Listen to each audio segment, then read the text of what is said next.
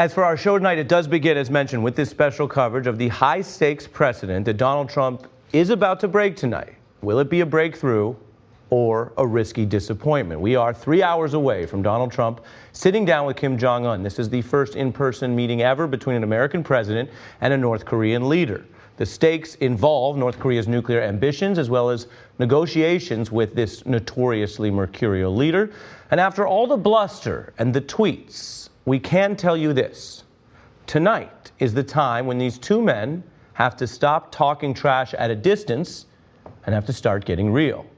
And because this is a special episode of The Beat, as I mentioned, tonight I will be joined for the entire hour by one of the most seasoned experts on this kind of diplomacy, Ambassador Chris Hill. It's our honor to have him. He is also one of the few Americans to go inside North Korea while representing the U.S. government. He knows the players, and he knows how difficult this task is for Donald Trump tonight. Now, here is what's coming. We could tell you around 9 p.m., there's this one-on-one meeting with Trump and Kim Jong-un. Now, we're told they will be completely alone. Katie was just referring to that. No other diplomats, no other aides, just government translators for them to communicate one-on-one. Now, the White House says talks with North Koreans are moving more quickly than expected, and that Trump is leaving Singapore just 11 hours after the meeting begins, but he's saying he won't need much time at all. How long will it take to figure out whether or not they're serious? I said maybe in the first minute. Just my touch, my feel. That's what I do. But while Trump is tweeting about excitement in the air, Kim Jong-un is taking selfies around the city. And we have to tell you this because it's part of the news. Dennis Rodman, an acquaintance of, yes, both Trump and Kim Jong-un, causing a stir with his own arrival in Singapore. The Trump administration insists, though, put aside all of this energy, all of this excitement. The Trump folks tell us tonight there are clear goals for the summit. The ultimate objective we seek from diplomacy with North Korea has not changed. The complete, verifiable, and irreversible denuclearization of the Korea Peninsula is the only outcome that the United States will accept. As mentioned, I begin with Chris Hill, who served as U.S. Ambassador to South Korea and was the chief U.S. negotiator on the North Korean nuclear issue under George W. Bush. Rick Stengel, former Undersecretary of State in the Obama administration, and Michael McFaul, many of our guests know as a former U.S. Ambassador to Russia and Special Assistant to President Obama. Three serious diplomats in a time when, Chris, some tell us that this is a less than serious approach to diplomacy. Let's start, though, not in the Trump box, but with wider context. How should a meeting like tonight work, and what are the best odds for success for the United States national security? First of all, I think it's an encouraging sign that they've shortened the meeting. I would have shortened it to 125th of a second and then had turned it over to experts. But the fact that it's down to 45 minutes suggests that this is indeed going to be the beginning of a process. So I doubt we're going to see a commitment from North Korea tonight to deliver all their nuclear weapons tomorrow. But I think we will have a commitment to discuss it and a preparedness to have a process going forward. Now, of course, the problem is the president has made very clear he doesn't like processes. He doesn't like long-term negotiations. But I think he'll take that rather than a complete fiasco, which is what could have happened if he kind of kept the bar that high with the notion that we're going to solve all this. You know, North Korea, they've been at this for some 50 years. These nuclear weapons didn't start getting produced when they had their feelings hurt by Donald Trump or George W. Bush. They've been at it for 50 years. There are a lot of people whose jobs and lives depend on it. And even dictatorships have politics. So even if Kim Jong-un wants to get rid of them today, he's not going to be able to do that for a variety of obvious reasons. When you say even dictatorships have politics, you mean that even though he has complete control, or it would appear on the outside in that country, he still has to think about the optics of his own people who are his subjects? You bet. You bet. I mean, they've been talking about nuclear weapons. They celebrate this. They put it in their constitution. They parade these things around every May Day. It's a big deal. And then suddenly he's going to say, well, we're going to get rid of them, and then we're hoping that someday Pyongyang's going to look like Singapore. Frankly, I think maybe one of the things he learned last night walking around Singapore is that's not going to happen overnight either. Rick, you hear this. I want to play some of Donald Trump because there is such a tendency to jump on everything he does as stupid because so much of what he does looks stupid. But that doesn't mean it always is stupid. And so take a listen to Donald Trump sounding a bit like your old boss, believe it or not, at least in this one sentence fragment, because Barack Obama talked a lot about the virtues of having dialogues, even with terrible foreign leaders. Take a listen. The minimum would be relationship. You'd start at least a dialogue. At a minimum, I do believe at least we'll have met each other. We will have seen each other. Hopefully we will have liked each other, and we'll start that process. A dialogue. I think it's fair. I mean, Winston Churchill famously said, I think you need an English accent to say this, jaw is always better than war. It's always better to talk than to have conflict. And I think the way it's been set up, and Chris mentioned this, it's the beginning of something. It's not the end of something. It's a 45-minute meeting with translators on both sides, so it's 22 and a half minutes long. Trump has already prepared his remarks when he comes out. He's already labeled it a success. And by the way, it's a gigantic success for Kim Jong-un. This whole meeting has transformed him from the despotic leader of an authoritarian concentration camp state to a global statesman, all because Donald Trump said yes without any preconditions. Right, and that goes, Ambassador McFaul, to something that a lot of folks are debating around the country tonight, which is, hey, is this more dialogue? What's wrong with that? Why can't this president, who may be unusual, but why can't he go out and have his own unusual style of diplomacy and talk to people, versus whether that itself, on diplomatic terms, is giving something up for effectively nothing? Well, without question, the fact of the meeting is a giant victory for the North Koreans and a giant gift from our side. There's no question about that. The question moving forward is, does this gift lead to tangible payoffs for American national security interests and our allies in the future? And that's what we don't know. I agree with what the other two guests have said, that we want a process, but we want a process that leads to an outcome that makes us better off than where we're at today. And the Trump administration has said it should be denuclearization. I agree with that. And so what I hope is that this gift to Kim Jong-un leads to a process that leads to something that's good for the American people and our allies. So take a listen to Pompeo, who would be more of the sort of the policy check on this, because he's also talking about the need to verify.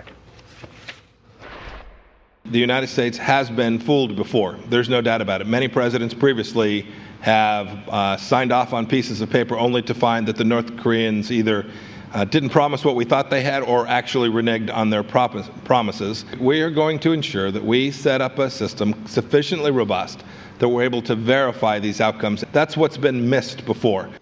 He's talking about a verification system, but do they also need a system where someone, Pompeo or the chief of staff or someone, can walk into Trump's office and say, as you have to say to presidents sometimes, this might create bad headlines, this might hurt your ego, but we need to walk away from something because it's the right thing for the country?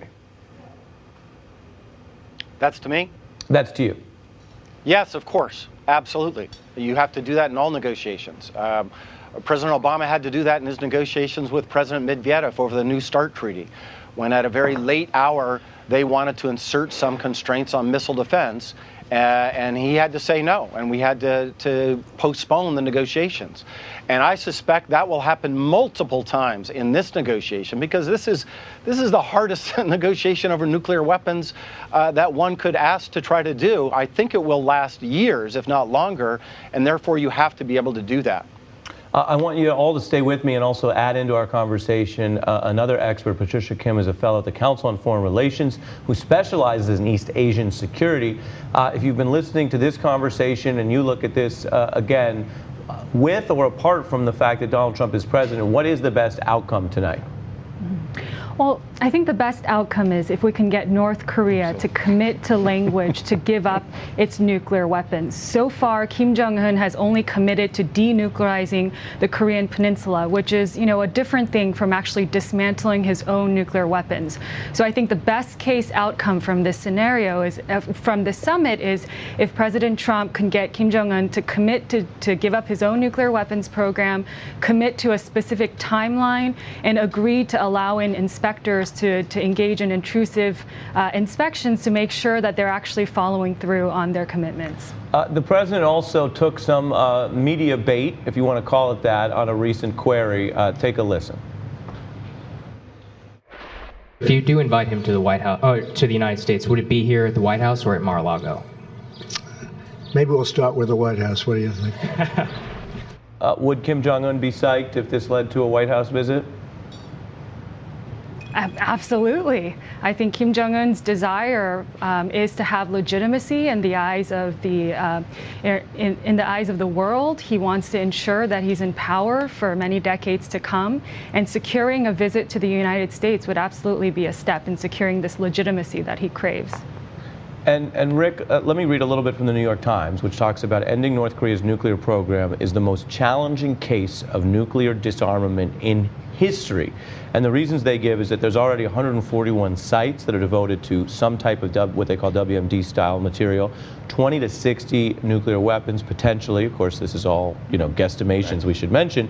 And there's also, it's unclear if mountain tunnels hide some nuclear plants and mobile missiles. As a non-nuclear expert, it sounds scary and hard to me, but what do you make of it? Well, so if you look at the Iran deal that we made, it had the most complex international inspections possible. Iran is like downtown Manhattan compared to North Korea. That is it's a hermit kingdom. It's protected. Nobody even knows what they have and where they have it. But I would have one note of caution. I mean, this idea of complete denuclearization. Remember, the nuclear weapons, as Chris said, that they've been developing for 50 years, that made Kim Jong-un the it boy. That got him to Singapore. That may get him to the White House. He's not going to relinquish it so easily, or he'll kick the nuclear can down the road as slowly as possible. Right. Rick Stengel, I want to thank you for being here. Patricia Kim, thank you for joining us on this special night. The ambassadors stay. We have a lot more to get to. Trump aides have a now profound description of their foreign policy doctrine. We'll get into that. Also, what are the lessons learned here for China and Russia? We're going to see how some oppressive other authoritarians are looking at this kind of negotiation and why Trump will not, I repeat, not even raise the issue of North Korea's abysmal human rights record. The former head of Amnesty International USA is here. I'm Ari Melber, and you're watching a special edition of The Beat on MSNBC.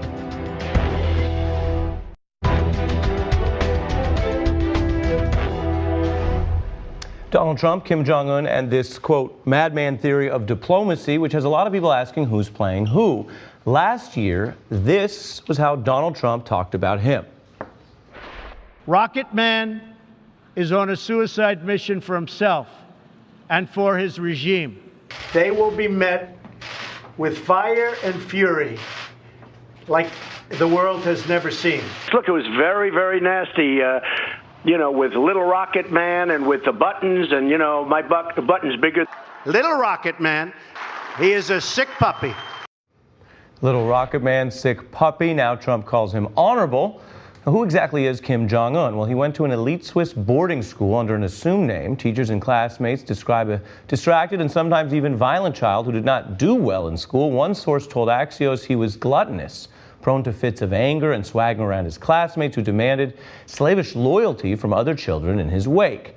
NBC News foreign correspondent Keir Simmons traveled to Switzerland, where he spoke with a distant relative as well as a defector who describes a man obsessed with getting absolute obedience.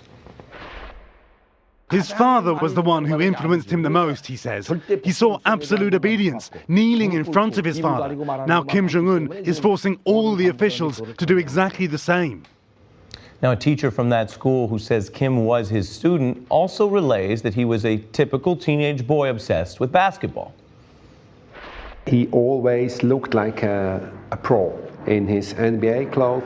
Also the Nikes, the good ones, the Air Max. That was the time from Shaquille O'Neal and Michael Jordan. What I said to him was that, hey, you look already like a pro, but there is still a way to go. To play like a pro. For me, I wasn't teasing the leader of North Korea. I was teasing Pak. I'm joined by Keir Simmons, who's been doing this reporting, as well as the Washington Post's Jonathan Capehart, and as promised, back with me for Insights, Ambassador Chris Hill. Keir, what can you tell us about your new reporting? Well, I think strategically, Ari, what Kim Jong-un wants is pretty straightforward. He wants to stay in power, keep his nukes, and boost his economy. In terms of his personality, though, it gets very interesting when you ask the question, who is he, and look at his background. And in fact, that Axios report completely contradicts what we were told by this teacher in Switzerland who believes that he taught him for a year, and describes a young man who loved music, who you mentioned liked basketball, who had a sense of humor, liked to joke around, and was not, as we've seen in these pictures today, surrounded by bodyguards the way the now leader of North Korea is, but simply a simple schoolboy. Take a listen. I never saw a bodyguard or something like this. He came to school by foot. Really, he was a boy, a teenager from next door. Never saw something special, recognized something special. He would walk to school every day? Yeah. He don't came by rocket or something like this. No, like any other. Some of the interesting points from this, I guess, Ari, are that, how much of a pull is there for Kim Jong-un towards the West, given that he was educated for such a time in the West. He used that false name, if you like, we believe, and that raises the question, this is somebody who has kind of been pretending, been lying in a certain sense, since he was a teen. So he's really schooled in being able to act, and that's something that President Trump would need to consider. And I guess one other point, Ari, and that is this, that when experts talk about knowing who Kim Jong-un is, in fact, I think Western intelligence have been pretty unclear about who he is. And in fact, that teacher that we spoke to said that he doesn't think he's ever been approached by any member of Western intelligence to ask him about the kind of boy that he taught. So we don't know who Kim Jong-un is. That is the fundamental question, and that is the unknown that President Trump is walking into. Ambassador, from a diplomatic perspective, what does the U.S. know about him and his knowledge of the rest of the world? How does that affect how you approach him? I think it's always very difficult to really determine what he's like when so few people have actually met him. So, our various agencies in Washington will put together a lot of essentially, sets of biographical information. And then when you're trying to look through this and get ready for a meeting, you kind of look at it, and then you have the meeting, and then you sort of wonder, wait a minute, is this the same guy they're describing? So I could understand to some extent President Trump's view, look, let me size him up myself. That, however, doesn't mean you shouldn't read this stuff, because there are nuggets there, and they can help inform on the question of what how he's going to behave in a meeting. Yeah, and Jonathan, I mean, again, as we assess the president's side of this, their argument is that he's landed where he wants to. So if it looked sort of sloppy or contradictory, and we showed the back and forth language, he's now getting what he wants tonight. He being President Trump. Yeah, they say. Right, they say. But also getting what he wants is Kim Jong-un, the dictator of North Korea. He's gotten something that his father and grandfather never got, and that is a meeting with the President of the United States. He will be meeting face to face with an American president. He will be on the world stage, seen as an equal, on par with the President of the United States. That's why I've been saying and tweeting for the last 2 days that Kim Jong-un has already won. And so, I hope, I heard other people saying earlier on in the show that this could very well might be the beginning of a process, but it's the beginning of a process that the North Koreans are already starting at an advantage. And, President Trump said just before leaving the G7 in Canada that he will know within the first minute whether he can strike a deal with Kim Jong-un. And I wonder if he fully appreciates that the person Keir Simmons, his package on Kim Jong-un as a young kid going to school in Switzerland, whether President Trump realizes that that young kid was born and raised to become the leader of a dictatorship. that this is all he has learned at the feet of his father and his grandfather about what it means to safeguard the regime right up into having a nuclear arsenal that's led to a meeting with the President of the United States. I hope the president fully appreciates this in this meeting with Kim Jong-un. Well, I guess that raises the question for Ambassador Hill. Are these things usually resolved, these nuclear disarmament negotiations, in the first minute? They're not going to be resolved in the first minute. So that's not generally the case? No, that's not generally the case. Well, we're all learning as we go. Yeah, you bet we are. But I must say, with respect to the North Koreans, you'll have to listen to a few history lessons. Then you'll have to listen to a few lessons on why they have the nuclear weapons, which usually have to do with our defensive forces in South Korea. And then at a certain point, you have to turn the tables and say, look, Mr. Kim, I got to make very clear, our forces train with South Korea to protect South Korea. The only regret we have about our forces is we didn't have enough of them in the spring of 1950 when you invaded in June of 1950. So you got to kind of push back. And by the way, it would be helpful to know a little history. So I hope our president has kind of studied up on a little of that.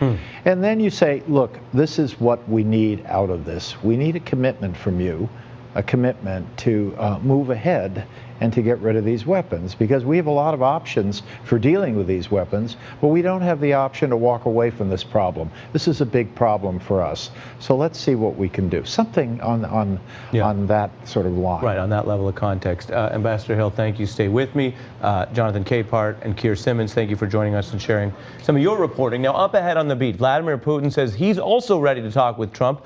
The impact of all this tying together with Russia, and this was interesting, a senior Trump official says there is a Trump doctrine. I'm going to read to you those words when we're back in 60 seconds.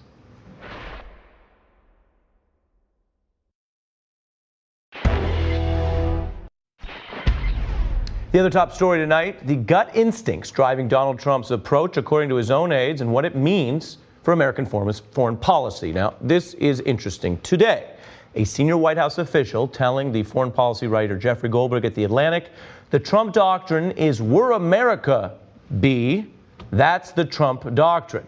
Now, this may sound ridiculous. It also may be revealing and helping to explain a kind of defiant outburst that Donald Trump just had at Canada, calling their prime minister weak and dishonest, as well as the approach that Trump is taking at times to North Korea, which has been all about attitude. I think I'm very well prepared. I don't think I have to prepare very much. It's about attitude. It's about willingness to get things done. How long will it take to figure out whether or not they're serious? I said maybe in the first minute. You know, the way they say that you know if you're going to like somebody in the first 5 seconds. You ever hear that one? Well, I think that very quickly I'll know whether or not something good is going to happen. I'm joined now by a man who spent time in North Korea, Max Baucus, a former U.S. ambassador to China under President Obama, as well as a former senator. And back with me for the hour, as promised, our expert, Ambassador Chris Hill.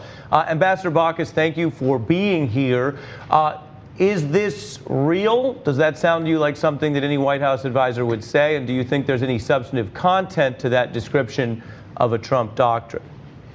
Well, this may be a bit flip. I think the Trump doctrine is a Trump ego, frankly. It's too much Donald Trump one-man show. He doesn't listen to his advisors very much. He doesn't consult with other countries. It's America first, which is becoming America alone. And if that's the Trump doctrine, the United States is in real trouble. We have to work with other countries. Diplomacy is extremely difficult. It's not off the cuff. And frankly, I'm quite concerned that going into this summit, Kim has achieved 2 big victories. He's nuclearized the peninsula, and he's got this meeting. Trump goes into this meeting with nothing. And add to that, I think we're weakened now. Sanctions are going to be harder to maintain because Trump is meeting with Kim Jong-un. Right. You're making a point that we've heard from other experts across the spectrum, which is that the meeting itself is supposed to be a reward. That's why other U.S. presidents have not given it up for, as you put it, relatively nothing. I want to also ask about expertise, because while aides are putting out these bellicose statements, there is a question about how ready this administration is to do the work of non-proliferation if they get that far. New York Times reporting Trump is the first president since 1941 not to name a science advisor. People who've participated in past nuclear negotiations say the absence of that kind of high-level expertise could put him at a disadvantage. Your view, sir? Well, frankly, it is a deeper question. Having served in China, I could tell you that the Chinese are beginning to think that the decline of America is proceeding more quickly than they anticipated. And I think part of that is how they view Donald Trump. The disorganization, how he's conducting himself.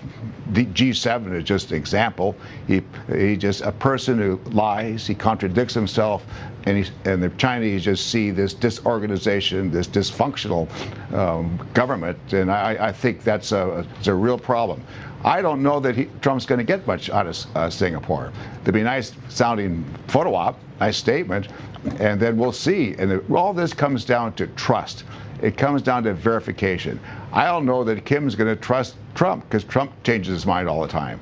We can't trust Kim because he backs out, at least North Korea has. It's going to be very, very hard to maintain the kind of trust that's necessary in order to get a substantive, solid agreement, details that make sense, unless there's transparency and total verification. And so is that it? I mean, this question to both of you, Ambassador Baucus first, though.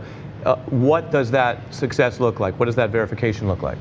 It's going to have to be inspectors in North Korea, whether it's the International Atomic Energy Commission, it's American inspectors, Chinese inspectors. It's going to have to be inspectors. People are going to have to be on site in North Korea to see what's actually going on. Absolutely. The deal that we had during the George W. Bush administration involved inspectors and going to unknown sites. And the North Koreans said, fine, you can see the sites you already know about, the ones we've declared, but no unknown sites, and that's where we had to pull the plug. But I do want to make a point. Inspection is not a 100% game. So the idea you are going to have 100% metaphysical certainty about your inspection, you're not. What you're going to have is enough to be sure you know whether the other side's cheating. And so it'll be very interesting that the National Security Advisor, John Bolton, has these kind of maximalist ideas, and how that's going to work with Trump, who I don't think has maximalist ideas on this. When you look at the past attempts, and when we were in commercial break, you were referencing Mr. Pompeo's discussion or gloss on those past attempts. I want to put up on the screen. With Clinton, there was this agreed framework, an attempt to halt nuclear activity for oil and electricity. Bush 43 had these multilateral talks. Obama, something called the Leap Day deal, halt nuclear activity for food aid, but basically failed, and that's why we're here. That's why we're still going for it. What is your view of what that record says? And does that record in some way imply that put the meeting aside, that Donald Trump is not aberrant or out of the ordinary in being a U.S. president trying to get something going on out of Korea? Look, I don't think it's a bad thing that he's trying to get something going on. But for example, the Leap Day deal, the idea that they would get inspectors back in there in return for food aid. We didn't even give North Korea a peanut butter sandwich before they broke the deal. So we weren't fooled. We held back on what we had to give them. So it was unfortunate it didn't go forward, but we were not fooled by it. We didn't give them anything. And same frankly, for the deal we did during President Bush's time. We gave them increments of fuel oil. They gave us increments of denuclearization. When they stopped giving us those, we stopped giving them fuel. So we never got ahead of the process where we were caught having given them a lot of stuff and not gotten stuff in return. Yeah.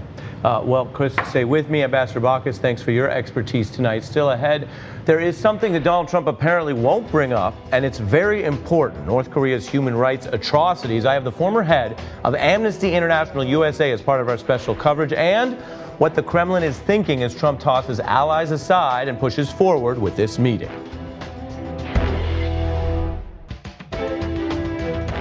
The White House has said at times that effectively everything's on the table at tonight's meeting. But today we're learning there is one thing that aides say won't be on the table. It's North Korea's long record of human rights atrocities. Two Trump administration officials tell NBC News the U.S. has decided not to bring those issues up to keep the focus on the nuclear negotiations. Now, Amnesty International has reported North Korea keeps over 100,000 people in what amount to political prisoner camps and subject some to forced labor, to starvation, and to torture. Last year, it was Trump himself talking about North Korea's atrocities against its citizens. May live in the capital city. Those who score the lowest starve. All responsible nations must join forces to isolate the brutal regime of North Korea. That was a discussion of isolation. Of course, the summit tonight, as many have pointed out, is the opposite of isolation for Kim Jong-un. North Korea's leader, they're snapping selfies today, projecting that image to the rest of the world. I'm joined now by Suzanne Nossel. She's the former executive director of Amnesty International USA, now CEO of PEN America. Ambassadors Michael McFaul and Chris Hill are back with me. Suzanne, what do people need to know about how North Korea treats its citizens, and do you think it should be relevant to these negotiations? Yeah, this is one of the most, probably maybe the worst and most repressive regime in the world in terms of brutality toward political prisoners, total restrictiveness on freedom of expression. It is an ultimate police state. Every kind of human rights violation happens: extermination of individuals, disappearance of individuals, summary executions, torture, discrimination against religious minorities, against women, against the disabled. So, you name it in terms of human rights abuses, and the North Korean regime is doing it. So I think it always has to be part of the discussion. I think President Trump absolutely must raise it. It's crucial that it be known to Kim Jong-un that this remains a U.S. priority. I also think it's legitimate. This is a discussion about their nuclear program. There's some hope of making progress on that issue, and it's fair to make that the centerpiece of the discussion, but human rights needs to be part of it. It's also crucial he doesn't come out of this, with a big smile on his face and an embrace of Kim Jong-un, as if this horrific record can be just put aside. So you're saying that it's understandable that it's going to be a background or smaller issue, but you don't think it should be zero, and you're concerned that Donald Trump, wanting to celebrate some part of this that reflects on him, effectively acts to kind of launder one of the worst human rights records in the world. Yeah, that's a concern. He's so kind of spontaneous, impromptu, and if he feels like he has a political win, a diplomatic win, I can imagine he's putting his arm around him, gracing Kim Jong-un with all kinds of compliments, and I think that's a horrible risk here, that he sort of whitewash in any way this atrocious record, which he himself has spoken out about. And Ambassador, as you well know, this administration and others have also made a direct link policy-wise between these kind of abuses and the way that North Korea operates as a potential threat to the world. I'm reading here from an October statement from the Trump Department of State. Human rights abuses by this regime remain among the worst in the world. Many of the country's human rights abuses, quote, underwrite the regime's weapons program. Well, I think this is true, and what, of course, they're referring to is the fact that there are these North Korean workers around the world who are essentially on slave wages, and the money goes back to the government. When we were negotiating with the North Koreans, one of the issues, of course, was in the context of denuclearization, we're prepared to recognize them, establish diplomatic relations. And what I told them was, in that context, that is, establishing diplomatic relations, we would have a track devoted to the human rights question and devoted really to our efforts to try to get some improvement, move them in the right direction as part of the process of establishing diplomatic relations. That, of course, none of that happened because they didn't get to the first base, which was denuclearization. Right, and none of that happened. And then to push back a little bit on the broader consensus, Ambassador McFaul, and both of you as ambassadors have served under previous administrations, the general rap has been that realpolitik almost always comes first. There's an NBC write-up, feel free to disagree with it, of course, but it says Ambassador Trump's following decades of U.S. policy, which has prioritized addressing North Korea's nuclear threat over holding the regime accountable for the, quote, murder, torture, rape, and starvation is perpetuated against its own citizens. I guess the question is, can we sit here with a straight face and say that this is any different than the way other State Departments in both parties have approached at least phase one of these kind of negotiations? Well, I'd say two things. First, there's a lot of hypocrisy for the Trump administration to tear up the Iran deal when they said exactly this, that it didn't deal with all these other issues. The Obama administration said we dealt in the Iran nuclear deal with Iran nuclear weapons, and they tore it up because they didn't deal with all this other stuff. But secondly, it's not true that all administrations behave the same way. In fact, Ronald Reagan, when he was negotiating with the Soviets, he brought up human rights. He brought up human rights even at Reykjavik when talking about nuclear weapons with Gorbachev, and even before Gorbachev. One important thing that the Reagan administration did, which I think was successful, is they didn't link progress on arms control to progress on human rights, but they reserve the right. My colleague here, Secretary of State George Shultz, talks about it all the time, to be able to talk about the full range of issues that are in the bilateral relationship. So I think there's a way to talk about it without letting it get in the way of what is the highest priority, and that's to get rid of nuclear weapons. Ambassador McFaul, thank you very much. Susan Nossel, who has a lot of experience on this, appreciate you being here, and Chris Hill as part of our special coverage. Up ahead, there is the Putin factor, why he says he's rooting for the summit tonight, what he stands to gain, and Trump's fight with our allies. Senator Sheldon Whitehouse is my guest next.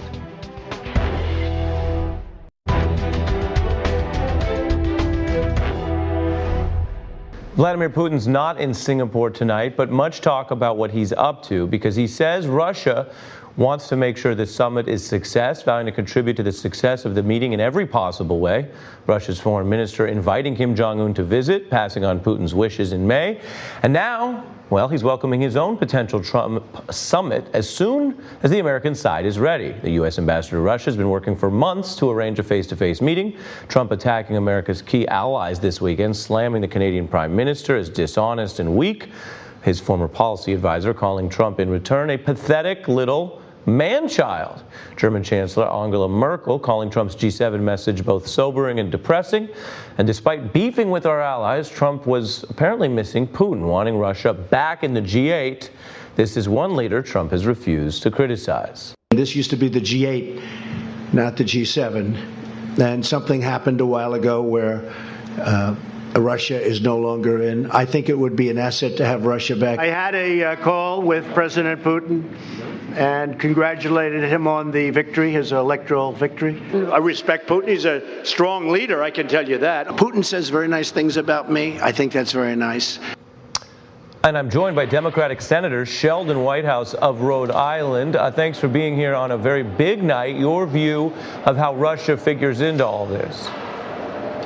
Well, if you're looking at Europe from Vladimir Putin's perspective, probably your top strategic goal in the region is to disrupt, degrade, and confound the Atlantic Alliance that has brought so much success and liberty to Europe and to the United States. And nobody has done more to disrupt, degrade, and confound the Atlantic Alliance than President Trump. So in that sense, he appears to be following the Putin playbook quite closely. What do you make of the geostrategic argument by Trump allies that if there is some sort of breakthrough here for the U.S. and it is provable, it is verifiable, that some kind of positive relationship with Russia could help secure it, that Putin is holding himself out as somehow a supportive player? Well, if something can come out of the North Korea negotiations, which is what I assume your question was about, that's a good thing.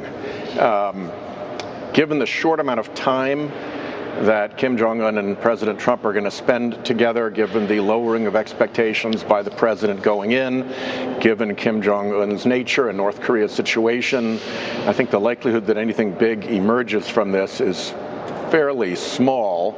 I also think that we need to make absolutely sure that we're not only targeting North Korea's nuclear program, but its chemical and biological weapons programs. And it's going to be interesting to see whether Trump is more satisfied with a deal with North Korea that is weaker than the Iran deal than he has been with the Iran deal itself. But I think there is a prospect for Russia to play a helpful role in trying to cabin North Korea's nuclear, chemical, and biological weapon aspirations, and I hope that works. Right, and as you say, a lot of the same things that this administration has said are wrong or at least problematic about the Iran deal would logically appear to apply here as well. Of course, this is... Yeah, it remains to be seen on actually what they agree to. But again, given the short timing and the low expectations that Trump has set, there's not a signal that there's going to be something great that comes out of this. And while we're talking about foreign policy, some other news here on sanctioning Russia. The U.S. Treasury here imposing sanctions on 3 Russian individuals, 5 companies related to these cyber attacks against the U.S. Given all the back and forth about what Congress required and this administration being slow or MIA, your view of putting these sanctions in context, is this part of what the Senate that you're a part of wanted to do? Is it not enough? Where does it fit in? I think we need to keep ratcheting the pressure up on the oligarchs that surround Putin. I think you have to look at the Russian government as essentially a racketeering enterprise with Putin as the principal, the leader of the gang, and all of his capos are the leading oligarchs around him. And the most significant way to put pressure on him is to go after the oligarchs and to try to put as much transparency as we can into the international financial system so that we can, in fact, trace their money and know when they are seeking sanctuary, for instance, in the United States of America. And there are big steps that we need to take in that regard that we have not yet taken, particularly with the United States becoming really the global sanctuary for foreign kleptocrats and money launderers by not cleaning up our shell corporations laws as other countries are doing. Senator Sheldon Whitehouse, as always, we learned something talking to you. Thank you for being here tonight. My pleasure, Ari. At a very young age, he was able to assume power. A lot of people, I'm sure, tried to take that power away. So obviously, he's a pretty smart cookie. I feel that Kim Jong-un wants to do something great for his people, and he has that opportunity. President Trump praising Kim Jong-un at times, and now here we are, hours away from this much-anticipated face-to-face summit. They will meet without aides, only translators tonight in Singapore. How will it go? Personally, I think it's going to be a success, but we'll see. But we'll see how it all works out. Well, we'll see what happens. And it's moving along pretty well. So we'll see what happens. Well, we're moving along, and we'll see what happens. We'll see what happens. We will see. It's a common expression, especially one the president likes. Hey, it's Chris Hayes from MSNBC. You know, every day I come to the office and we make a television show. And every day I think to myself, there's so much more I want to talk about. And so this is our podcast. It's called Why Is This Happening? And the whole idea behind it is to get to the root of the things that we see play out every day. They're driven by big ideas. Each week, I sit down with a person uniquely suited to explain why this is happening. New episodes of Why Is This Happening? Every Tuesday. Listen for free wherever you get your podcasts.